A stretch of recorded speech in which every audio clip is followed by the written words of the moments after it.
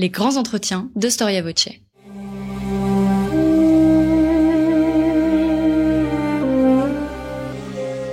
Une émission de la rédaction de Storia Voce.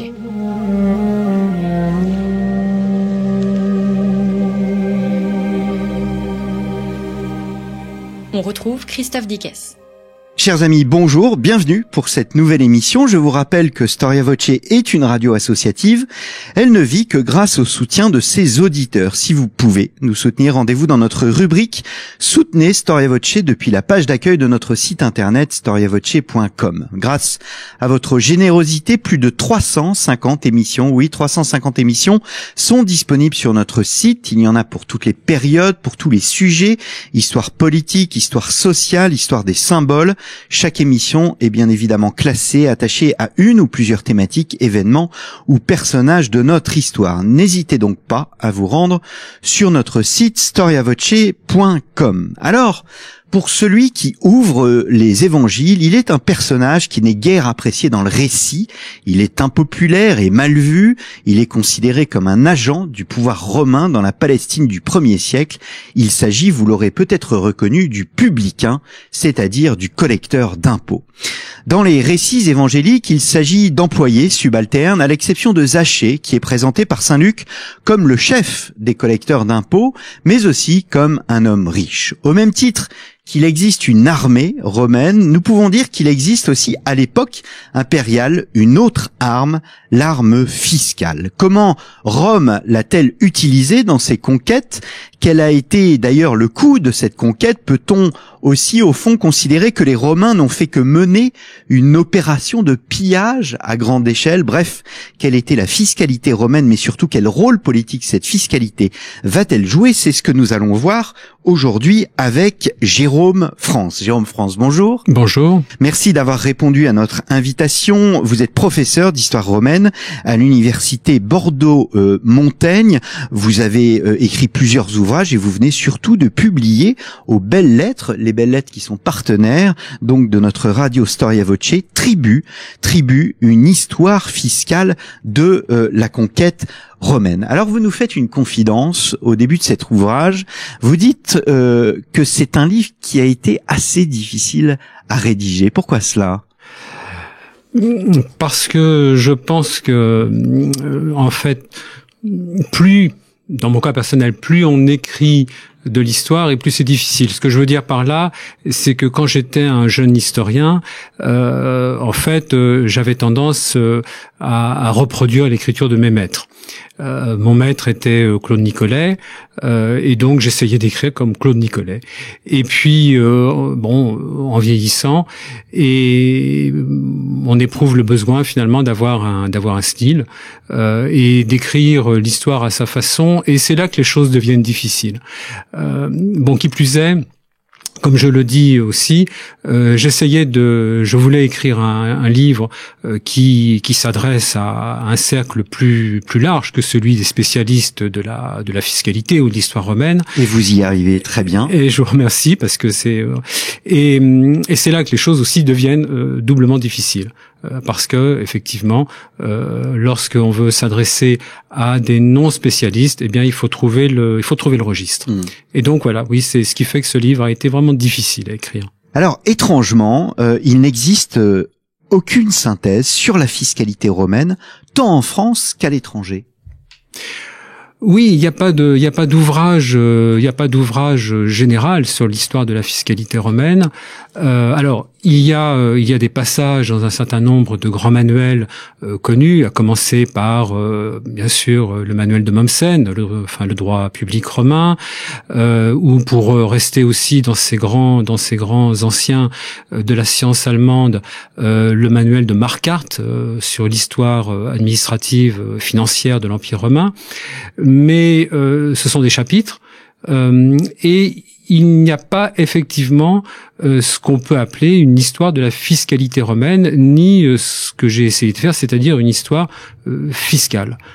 Il y a récemment beaucoup de chapitres d'ouvrages collectifs qui sont tout à fait excellents, mais c'est vrai que autant il y a beaucoup d'ouvrages sur l'histoire de l'armée, romaine, autant effectivement, je pense que un ouvrage sur la fiscalité manquait.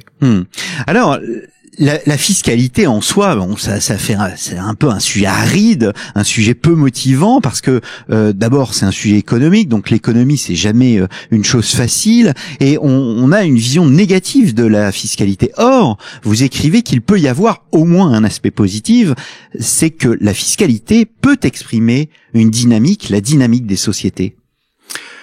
Oui, alors effectivement, on a une image négative de la fiscalité. D'abord, en tant que contribuable, parce que elle est associée à un geste qui est plutôt désagréable, qui est effectivement celui de payer ses impôts.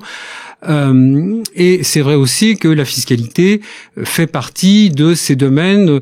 Je veux dire, il n'y a pas pour lesquels il n'y a pas vraiment de coup de foudre entre un historien et la fiscalité. Ça fait partie de domaines qui sont un petit peu répulsifs parce que c'est associé à des connaissances techniques, à des mécanismes financiers souvent complexes, et donc c'est vrai qu'il n'y a pas vraiment d'appétence directe et a priori de l'historien pour la fiscalité. Or, il est clair, enfin en tout cas c'est ce que j'essaie de montrer dans ce livre, que une approche fiscale des problèmes, que ce soit les problèmes non seulement économiques bien sûr, mais aussi les problèmes de la société ou les problèmes politiques, est tout à fait indispensable. Et quand vous parlez effectivement de la dynamique de la fiscalité, il est clair pour moi que la dynamique a une autre fonction que la fonction financière. Je crois que c'est le sociologue américain Robert Merton qui disait que toute institution a un aspect patent. Bon, dans la fiscalité, bien sûr, c'est le fait de contribuer au fonctionnement financier de l'État. Mais il y a aussi un aspect latent et qui correspond, lui, je dirais, à l'idéologie du moment. Par exemple, dans une démocratie, la fiscalité peut être utilisée aussi comme un moyen de réduire les inégalités. Bon, eh bien, dans le cas de l'Empire romain, évidemment, il y a un aspect patent de la fiscalité qui est le fait de contribuer à la richesse de l'Empire et aussi donc à la situation de rentier qui était celle de Rome et de l'Italie sous l'Empire, mais il y a aussi un autre aspect qui lui est l'aspect latent, qui est de contribuer aussi à la cohésion de l'Empire. Alors on va revenir parce que effectivement cette idée transpire tout au long de votre ouvrage et c'est ce qu'il distingue au fond. Votre livre se distingue par ce trait essentiel, voire l'aspect fiscal et uniquement fiscal serait une erreur. La fiscalité est encadrée par un État et vous en faites bien avant tout une question politique. Oui, alors ça c'est vraiment pour moi l'élément essentiel parce que la fiscalité est généralement placée par les historiens du côté de l'histoire de l'économie. Tout simplement, je pense, pour des raisons qui sont des raisons financières. La fiscalité, c'est une matière où on perçoit des sommes d'argent. Elle a évidemment un rôle politique. Elle influe sur les échanges. Bon, donc évidemment, il est compréhensible qu'on la place du côté de l'économie. Et donc les historiens qui s'occupent de fiscalité sont eux-mêmes souvent aussi placés du côté de l'économie. Moi, on m'a souvent, perçu comme un historien de l'économie, et on m'a souvent, par exemple, proposé des conférences d'histoire économique. Alors que je ne me considère pas comme un historien de l'économie, je ne pense pas être particulièrement compétent dans ce domaine, enfin pas plus qu'un autre spécialiste de l'Empire romain. Moi, ce qui m'a intéressé, donc, c'est beaucoup plus les aspects politiques de la fiscalité, c'est-à-dire comment la fiscalité pouvait, à un moment donné, être utilisée par l'État, non seulement comme un outil financier, et comme le moyen de percevoir des sommes d'argent pour faire fonctionner son administration et bien sûr au premier chef son armée, mais aussi comme le moyen de, comment dirais-je, d'une part de faire accepter finalement sa domination, en particulier sur le plan fiscal, ce qui est peut-être le plus difficile, c'est-à-dire de persuader des communautés sujettes de payer un impôt, mais en allant même encore un peu plus loin, de donner une cohésion à l'État, c'est-à-dire en utilisant la fiscalité comme un outil de cohésion politique et sociale.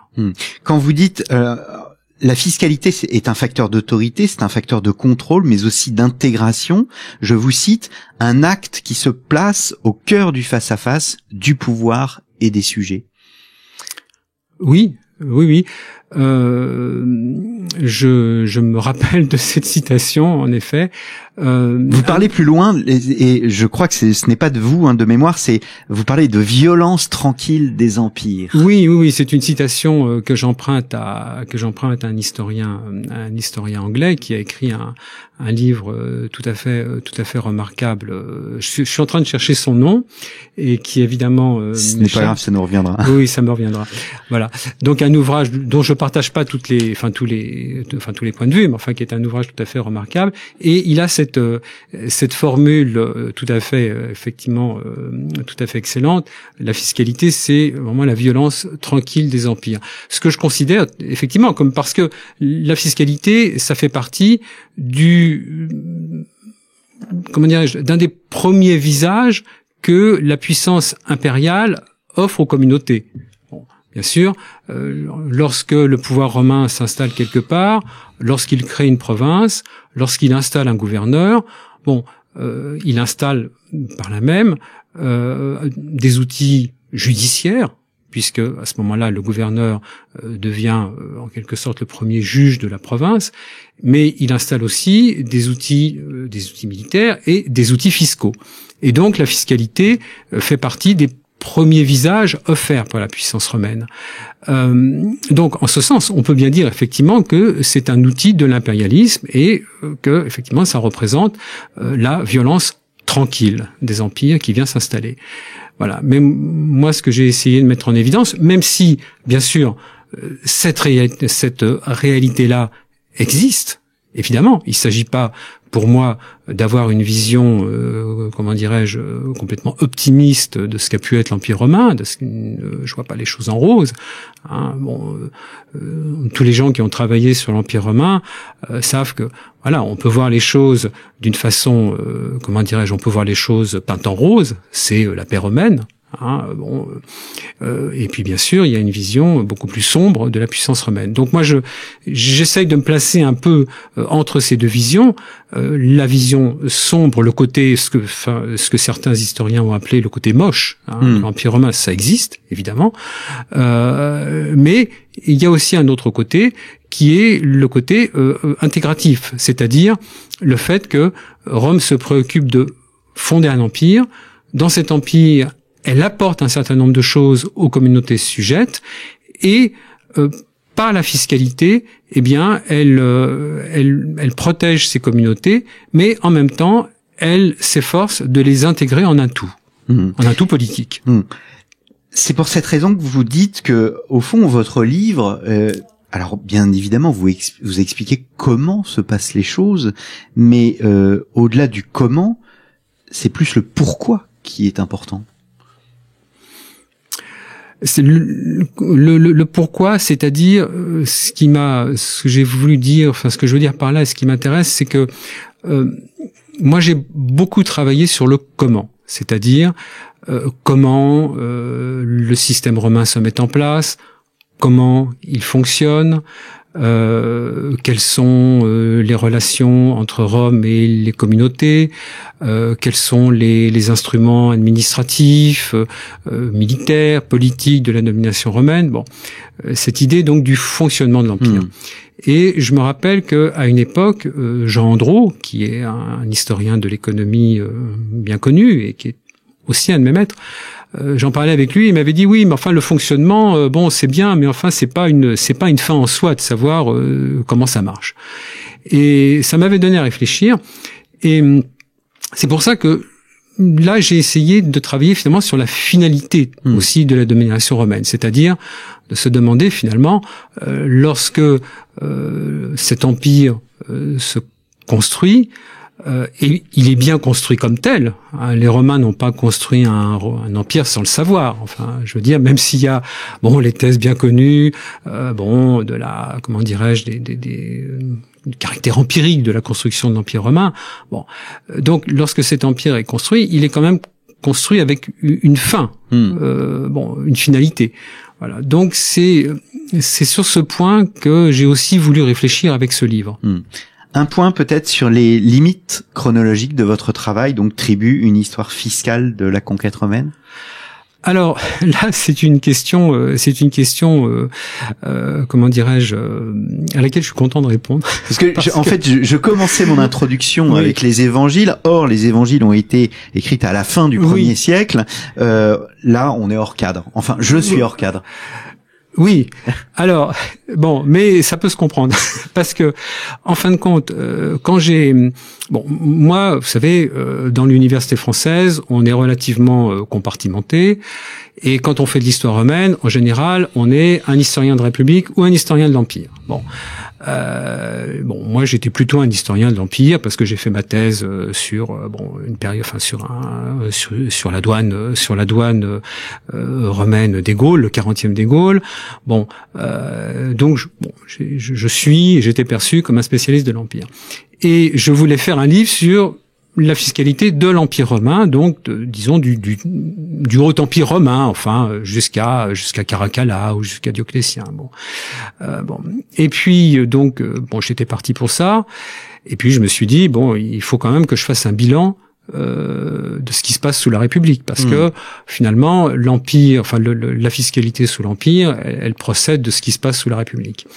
Et puis j'ai commencé à travailler, et puis ce bilan s'est dilaté, et puis il a fini par prendre la forme d'un livre. Enfin, en tout cas, pas prendre le format d'un livre. C'est-à-dire qu'à un certain moment, quand je suis arrivé à pas loin d'1 million de signes, je voulais pas faire un gros livre, je voulais faire un livre, même si le livre impose quand même, mais enfin, je voulais pas aller beaucoup plus loin que 350 pages. Finalement, il y a 400 pages de texte, et là, je me suis dit que c'était une forme raisonnable si je voulais avoir une chance d'être lu, et que ça fasse pas quand même un objet trop massif et trop coûteux. Et puis honnêtement, le dernier chapitre, quand je suis arrivé au dernier chapitre, c'était à peu près au moment du premier confinement. Et là, j'avais pas la force d'aller plus loin, en fin de compte. C'est un livre qui m'a beaucoup coûté, qui m'a beaucoup demandé d'efforts, de dimanche matin et de samedi matin, et puis qui sont devenus des dimanches après-midi. Et au bout d'un moment, j'ai senti que j'irais pas plus loin, et puis je me suis dit finalement ce sera un ouvrage qui sera sous la République, et puis qui s'arrêtera avec Auguste. Et si je peux ajouter encore juste une remarque là-dessus, il y a aussi une raison scientifique à ça. C'est que finalement la fiscalité de l'époque républicaine que je traite, ça repose essentiellement quand même sur les sources littéraires, sur ce qu'on appelle les sources littéraires, sur les historiens anciens, Tite-Live, et puis tous les autres. C'est un corpus qui est maîtrisable. Il n'y a pas énormément d'archéologie, il n'y a pas beaucoup de sources épigraphiques pour cette période, où elles sont... sous l'Empire, les choses changent considérablement. Il y a bien sûr les sources écrites, historiques ou littéraires, mais il y a aussi l'épigraphie, il y a la papyrologie qu'on peut pas négliger parce que ça apporte une quantité d'informations pratiques sur le quotidien qui est considérable. Et en fait, je suis persuadé qu'aujourd'hui, si vraiment on voulait faire un livre sur la fiscalité de l'Empire, ça passerait forcément par un grand programme collectif de recherche. Mais un individu seul, à mon avis, soit c'est 20 ans d'une vie, Et bon, voilà, je le ferai pas. Soit il faut peut-être avoir des capacités, de synthèse et d'acquisition des connaissances qui me dépassent. Mais je pense que, s'il y a un jour un livre sur la fiscalité de l'Empire romain, à mon avis, ça procédera d'un grand programme de recherche, le programme qu'on connaît à l'heure actuelle, qui sont en particulier les programmes européens avec des gros financements. Alors il vous a donné de la peine ce livre, mais le résultat est là, hein, vraiment j'insiste, et en plus il se lit très très bien. Alors vous commencez votre introduction avec une citation assez insolite, c'est le moins qu'on puisse dire, puisqu'il s'agit d'une citation d'Adolf Hitler. Faut-il en fait comparer l'impérialisme du Troisième Reich avec celui de Rome, ou si je reformule, l'impérialisme du Troisième Reich nous aide-t-il à comprendre la réalité de l'impérialisme romain et de ce qu'il fallait faire et ne pas faire? Alors, la comparaison en histoire est quelque chose d'extrêmement délicat. Mais vous la faites régulièrement dans votre ouvrage. Oui, enfin, je pense qu'elle vient un peu entre les lignes, plus qu'il ne s'agit d'une entreprise volontaire, enfin, de comparaison. Ce serait de toute façon insolite, parce que quand on compare l'Empire romain, on va plutôt chercher des comparaisons soit dans d'autres ères chronospatiales, comme l'Empire chinois, la Chine des Han par exemple, ou l'Empire ottoman, ou bien on le compare avec d'autres empires qui lui sont contemporains, ou qui se trouvent à peu près dans la même tranche chronologique, les États hellénistes, enfin les grands États hellénistiques, ou l'Empire parthe, enfin bon. On va pas chercher en premier lieu l'Allemagne nazie, c'est sûr. Moi, il se trouve que je lis beaucoup de livres d'histoire contemporaine, peut-être même plus que d'histoire romaine finalement, parce que peut-être que ça me rappelle moins le boulot en quelque sorte. Vous avez lu l'excellent Barbarossa de Lopez et j'oublie l'autre auteur qui a un nom slave et qui est une des émissions les plus écoutées de Storia Voce et qui est absolument essentielle pour comprendre un processus de conquête sous le Troisième Reich. Oui, c'est un livre qui m'a enthousiasmé. J'étais à Rome quand il est sorti et j'ai pas pu le lire tout de suite. J'étais à l'école française comme membre résident pendant 3 mois, mais dès que je suis revenu à Paris, je me suis précipité pour l'acheter et je l'ai dévoré. C'est un livre que je trouve vraiment exceptionnel et je lui emprunte d'ailleurs le titre de la conclusion, les bénéfices de la soumission, quand il dit qu'effectivement, finalement, le nazisme n'a même pas laissé entrevoir aux populations soviétiques qu'il pouvait être le bénéfice qu'il pouvait bien avoir à se soumettre à lui. En dehors que d'assouvir peut-être quelques instincts primaires. Mais oui, c'est un livre que j'ai vraiment énormément. Alors il y a d'autres livres. Il y a bien sûr que j'ai lu et qui m'ont celui de Timothy Snyder aussi sur les terres de sang. Bien sûr l'économie de l'Allemagne nazie d'Adam Tooze. Et d'autres également le livre. Là je prends mes lunettes. d'Ali Goetz, sur l'État populaire nazi. Et c'est vrai que je pense que ça transparaît effectivement, et je peux pas m'empêcher de faire quelques allers-retours. Ce qui m'a semblé intéressant, c'est de mettre un peu en miroir ce qu'était l'Allemagne nazie et ce qu'était la construction impériale nazie, dont Adam Tooze dit à un moment que c'est un produit, et là je le cite, un produit tardif et pervers de la tradition coloniale européenne. Et donc c'est pas un ovni finalement, l'impérialisme nazi. C'est quelque chose qui s'inscrit quand même effectivement dans une tradition européenne. Avec toutes les formes de perversion, de déviance, etc. qu'on peut y voir.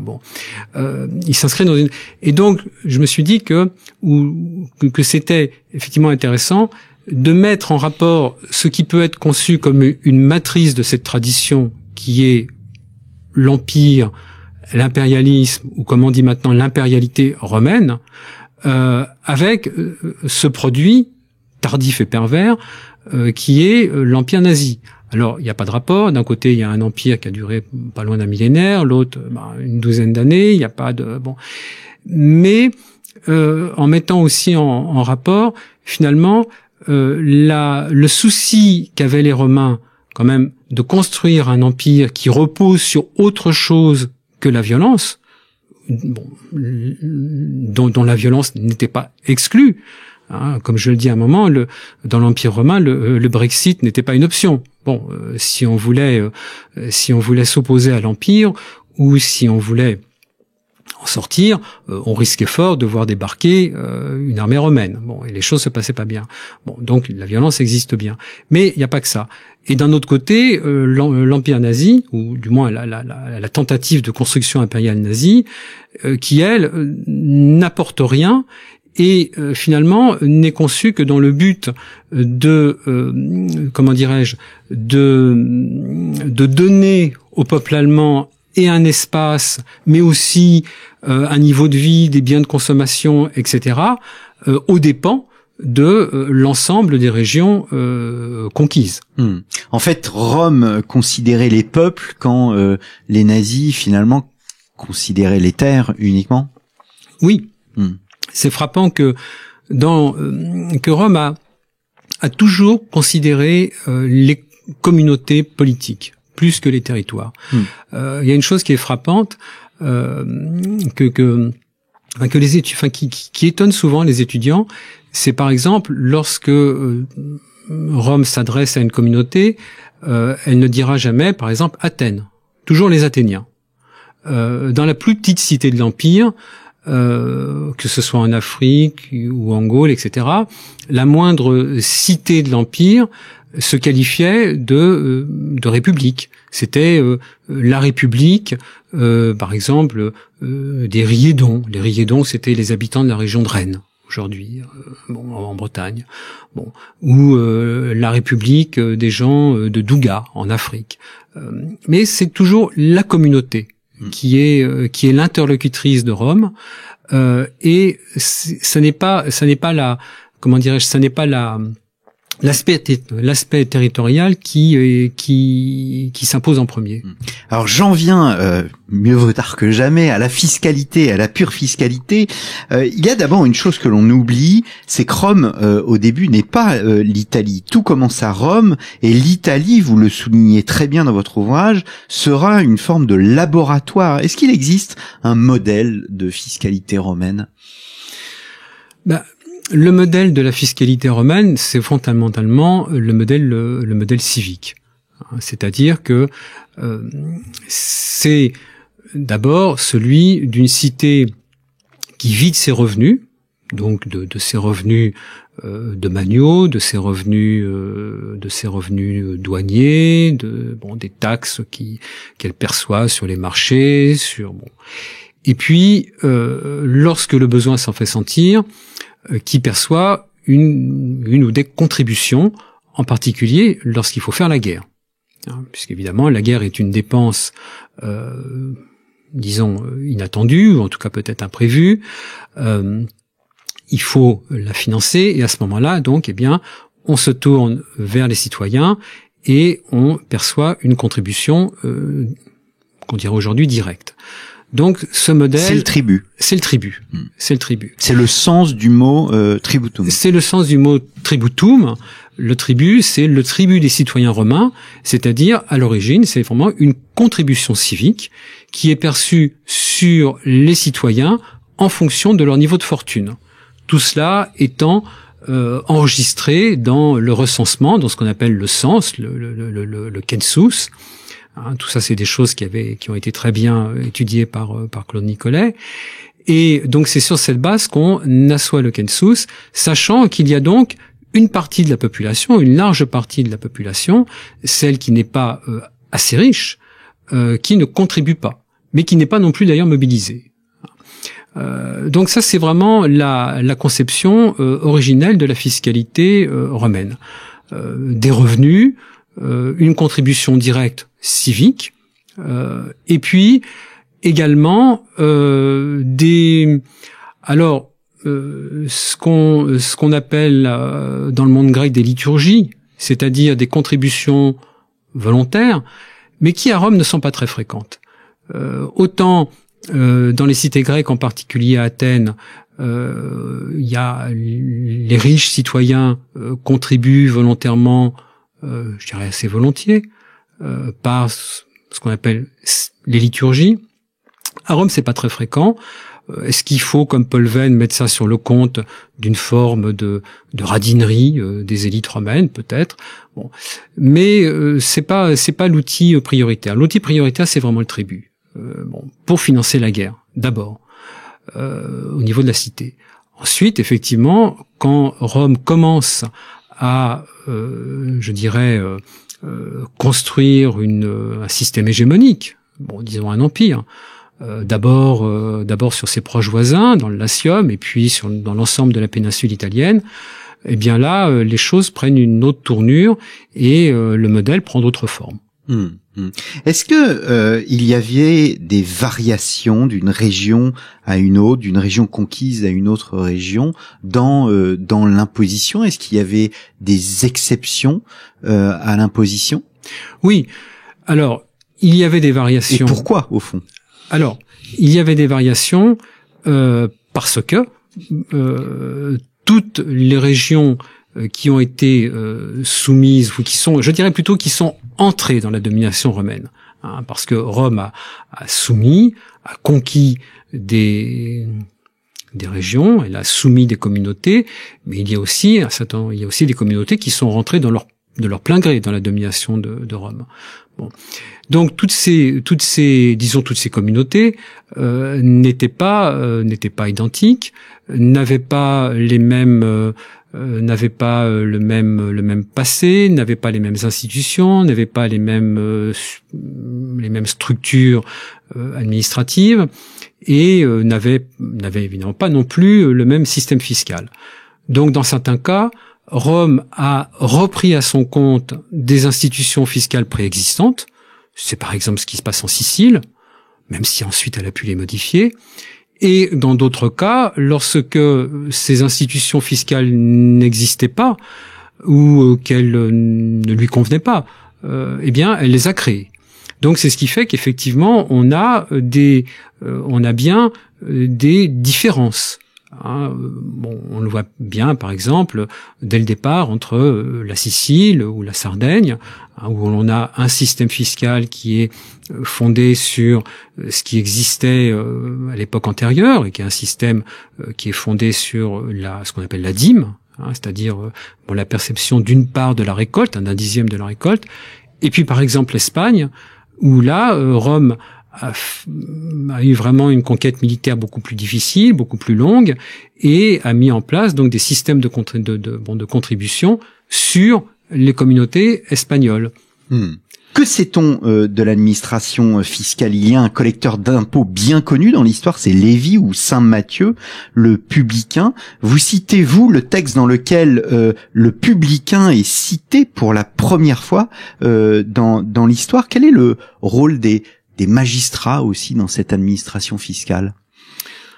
Alors, à l'époque républicaine, d'abord il faut toujours dire que on ne sait pas tout, bien sûr. À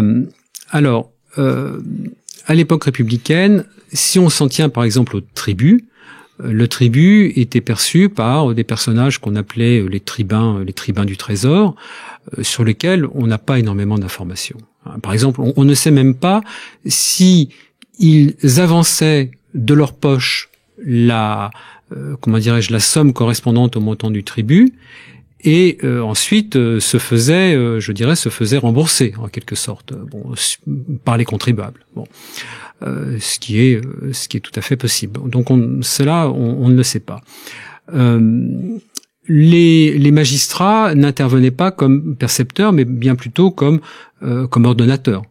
de la perception, ou comme vérificateur, comme contrôleur, en particulier les questeurs, bien sûr. Alors ensuite, puisque vous parlez des publicains, les publicains, leur rôle est peu connu dans les premiers temps de l'histoire de Rome. Certainement, il y en avait, il existait, mais c'est vrai que on les voit intervenir pour la première fois dans nos sources au moment de la Seconde Guerre punique, c'est-à-dire à un moment particulièrement difficile pour Rome, où Rome vient d'essuyer toute une série de défaites, dont notamment la défaite de Cannes, qui est un véritable désastre. Et bon, elle est confrontée à une situation de grande difficulté financière, peut-être même de détresse financière, et elle fait un peu feu de tout bois, et on voit apparaître à ce moment-là, effectivement, des publicains qui paraissent déjà constitués. C'est-à-dire que ils sortent pas de rien. On a bien l'impression qu'ils existaient déjà. Bon, là, donc ils apparaissent dans les sources. C'est Tite-Live qui, dans un passage donc bien connu, nous le fait savoir. Et ensuite, ces publicains ont tenu une place de plus en plus importante dans l'histoire romaine, qui atteint vraiment, je dirais, son apogée au 1er siècle avant Jésus-Christ, avec l'existence donc d'un certain nombre de grandes sociétés, ce qu'on appelle des sociétés de publicains ou des sociétés vectigaliennes, du mot vectigal qui signifie le revenu en latin, le revenu fiscal en particulier, donc ces sociétés vectigaliennes qui étaient des grandes sociétés donc financières qu'on a parfois un peu assimilées à quelques premières structures un peu capitalistes, mais en fait c'était pas vraiment cela, hein. Et ces sociétés étaient extrêmement puissantes. Elles jouaient un très grand rôle dans les provinces et elles prenaient donc à ferme, hein, donc elles passaient un contrat public avec l'État romain et donc elles prenaient à ferme la perception d'un certain nombre d'impôts dans les provinces, en premier lieu, et ce qui était sans doute un des impôts les plus importants, la perception de la dîme d'Asie, c'est-à-dire de la dîme versée par les cités de la province d'Asie. Alors il y avait d'autres sociétés, évidemment donc avec d'autres impôts, et vraiment là on voit que à la fin du 1er siècle, enfin dans tout le 1er siècle avant Jésus-Christ, mais on est vraiment à l'époque de Cicéron, hein, et Cicéron bien sûr on parle beaucoup de ces sociétés, on voit vraiment que leur puissance est très grande, sans qu'elle constitue quand même un État dans l'État. C'est-à-dire que le contrôle de l'État romain demeure toujours effectif. Hein, il n'y a pas de ce point de vue-là, les publicains sont toujours soumis à ce contrôle, doivent rendre des comptes. Comment dirais-je, ils sont aussi encadrés par la durée des contrats. Bon, donc l'État romain ne perd pas la main, mais ces sociétés sont extrêmement puissantes. Quelles étaient justement les relations entre la population d'une part et les agents du pouvoir d'autre part, et ces sociétés donc de fermage? Bien, bien sûr, ça, c'est une réalité qu'on connaît dans les provinces, hein, puisque à Rome, en Italie, sous la République, je veux pas dire qu'il n'y a pas d'impôts, mais en tout cas, les Romains, les citoyens romains ne payent plus le tribut. Hein, le tribut cette contribution civique dont je parlais tout à l'heure a été suspendue en 167 à partir du moment où Rome a pu fonctionner et a pu faire fonctionner son outil militaire sur la base des revenus des provinces. Donc à ce moment-là, il n'a plus été nécessaire de percevoir le tribut. Les populations de l'Italie elles-mêmes y échappent aussi. Bon, donc il y a une situation d'exemption de fait, hein, pour Rome et l'Italie. Et donc finalement, la relation entre, je dirais, le percepteur, hein, l'autorité romaine et le contribuable, c'est dans les provinces qu'elle se voit. Alors cette relation, évidemment, elle est souvent. D'abord, c'est une relation évidemment asymétrique, bien sûr, mais on voit bien que c'est une relation qui est difficile. Hein, il y a beaucoup d'abus de pouvoir de la part des officiels romains. Il y a beaucoup de concussions, de détournement de fonds, et bien sûr, il y a un certain nombre d'affaires que les sources nous font connaître, dont la plus célèbre, évidemment, est l'affaire Verres, hein, donc gouverneur de Sicile à la fin des années 70 avant Jésus-Christ. Et il est resté en Sicile pendant 3 ans, et visiblement, il s'en est mis plein les poches. Alors, la difficulté, c'est que l'affaire Verrès, elle est connue essentiellement, uniquement même par Cicéron, qui, dans cette affaire, a défendu les intérêts des cités siciliennes qui attaquaient Verrès. Et donc, évidemment, c'est une source éminemment partiale. Donc, il y a des recours en cas d'abus de pouvoir, finalement. Oui, voilà. Et ça, c'est aussi le point important. C'est-à-dire que l'impérialisme romain, disons, dans le cadre fiscal, perçoit, bien sûr, des impôts sur les communautés sujettes, mais en même temps, il leur ménage aussi des voies de recours. Ça, c'est un point qui me paraît essentiel. L'existence de voies de recours qui sont clairement définies par la loi romaine. Il existe à Rome depuis les années 140 avant Jésus-Christ, et puis sous des formes diverses, mais il existe un tribunal permanent qui est chargé, et là je reprends vraiment les termes d'après le latin, qui est chargé de récupérer l'argent. C'est-à-dire de récupérer l'argent indûment perçu par des officiels romains, des publicains ou des magistrats, donc de récupérer cet argent pour le rendre aux communautés. Donc il y a des voies de recours qui existent. Après, bien sûr, tout le problème est de savoir comment ces voies de recours fonctionnent. D'abord, bien sûr, généralement, ce ne sont pas des particuliers qui peuvent les activer, mais des communautés. Ensuite, quelles sont les affaires qui remontent? Évidemment, elles ne remontaient pas toutes. Ensuite, comment ces affaires sont-elles traitées? Quelle est l'issue des procès? Je rappelle par exemple que on ne connaît pas l'issue du procès de Verrès, puisque Verrès a pris la fuite avant l'issue du procès. Donc, il n'a pas été condamné, il s'est enfui, ce qui peut-être prouve qu'il avait bien des choses à se reprocher, ou qu'en tout cas, il savait qu'il était dans une situation qui était sans issue. Mais il y a des exemples de gouverneurs qui ont été condamnés. Ça, c'est clair. Il y a des exemples aussi de publicains qui ont été condamnés. Alors, même si, comme je le montre bien à un moment donné, bien sûr, c'était souvent les lampistes qui payaient, c'est-à-dire les sociétés de publicains étaient dirigées par de très importants citoyens romains, des chevaliers romains, mais elles employaient des esclaves, elles employaient des affranchis, surtout des esclaves, qui étaient ceux qui étaient vraiment au contact des contribuables. Et lorsque les choses avaient été trop loin, c'est évidemment ces esclaves qui payaient. Et on les mettait en croix à ce moment-là. Mais voilà, c'est quand même un système où il y avait bien sûr on percevait et des impôts qui pouvaient être lourds, on les percevait parfois avec une certaine violence. Bien sûr, les abus de pouvoir existaient. Bien sûr, il y avait des détournements, mais il y avait aussi, comme vous le dites bien, des voies de recours.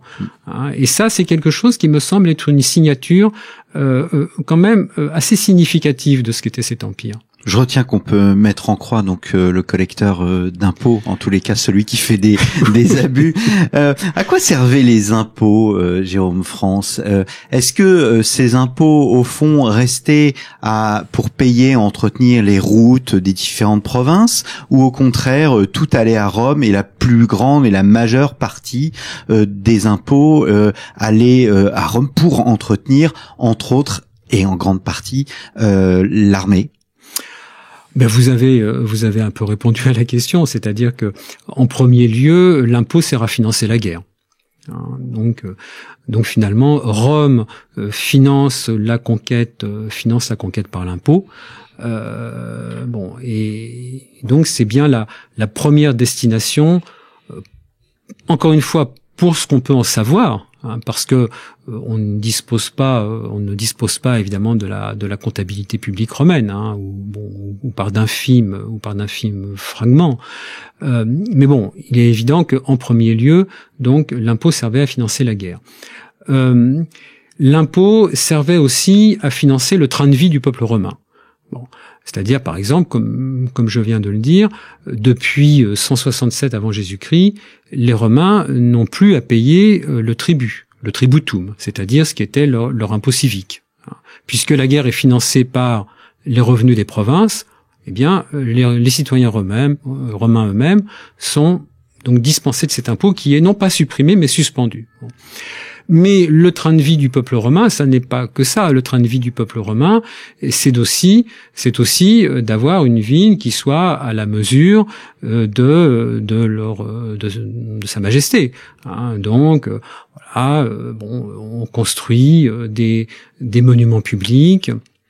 Comment dirais-je, et en particulier bien sûr à la fin de la période républicaine par le biais des grands généraux, hein, Pompée, César. Donc c'est la construction de théâtres, d'amphithéâtres, de grands complexes de thermes. Mais là déjà on est un peu sous l'Empire. Hein.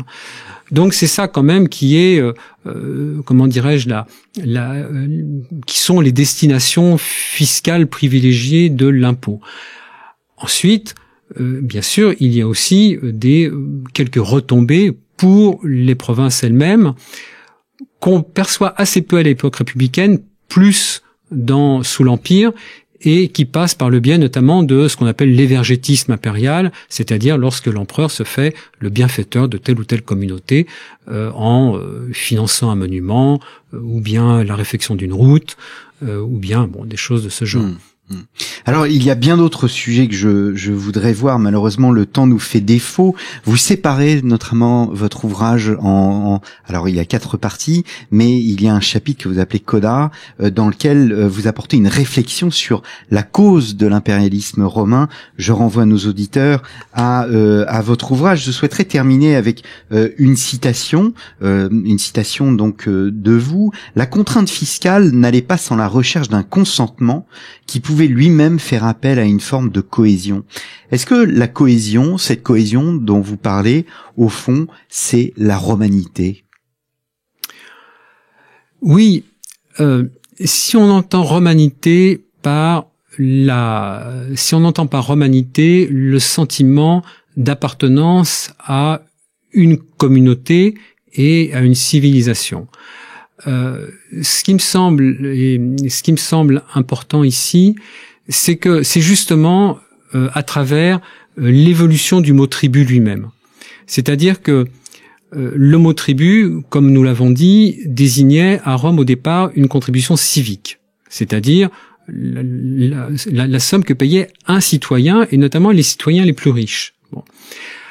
À l'époque augustéenne, il y a eu une sorte de tour de passe-passe sémantique, comme les Romains en étaient spécialistes, et où on a, à mon avis, c'est ma thèse, où on a donné à l'impôt provincial ce nom de tribu, c'est-à-dire que on a qualifié l'impôt provincial, c'est-à-dire l'impôt qui était versé par les communautés sujettes, on lui a donné le nom de tribu, qui, à l'époque, n'avait pas la signification un peu péjorative qui est la nôtre aujourd'hui en français lorsqu'on parle d'un tribut, hein, c'est-à-dire la reconnaissance, disons, d'une souveraineté, hein, mais qui avait donc vraiment pleinement son sens d'impôt civique. Et donc, à ce moment-là, c'est quelque chose qui a revenu finalement à faire des sujets de l'Empire, d'une certaine manière, des membres de la communauté impériale et civique romaine. Hein, c'est-à-dire que, eh bien, finalement, on pouvait considérer que les provinciaux payant le tribut qui servait à entretenir l'armée, eh bien, se trouvaient un peu dans la peau des citoyens romains qui, sous la République, payaient le tribut, contribution civique. Et donc, finalement, a participé à cette forme de romanité, hein, qui était la communauté impériale. Enfin, je dirais, ou d'expression de la romanité, qui était de la romanité, qui était la communauté impériale, où on rentrait donc par le biais de la participation à l'impôt, qui, en même temps, eh bien, était, je dirais, le garant aussi d'une protection que l'Empire romain apportait à ces sujets. Le prix de l'impôt, c'est la paix intérieure et aussi la paix extérieure. C'est le prix de l'impôt, oui, c'est le prix de la paix, disons. L'impôt est le prix de la paix, paix intérieure, paix extérieure, mais aussi je dirais, la possibilité et le sentiment d'appartenir à une civilisation. Eh bien, un grand merci Jérôme France d'être venu depuis Bordeaux à notre micro. Nous enregistrions cette émission depuis les Belles Lettres, donc depuis chez notre partenaire les Belles Lettres, donc Tribu, une histoire fiscale de la conquête romaine, paru aux Belles Lettres. C'est un ouvrage que je vous recommande chaudement. C'était à la fois, on l'a vu, un ouvrage bien évidemment sur la fiscalité, mais pourquoi la fiscalité? Quel sens politique ce mot a à l'époque de l'Empire romain? Il me reste à vous remercier, chers auditeurs, pour votre fidélité, et je vous donne rendez-vous la semaine prochaine pour un nouveau numéro de nos grands entretiens. Passez une très bonne semaine.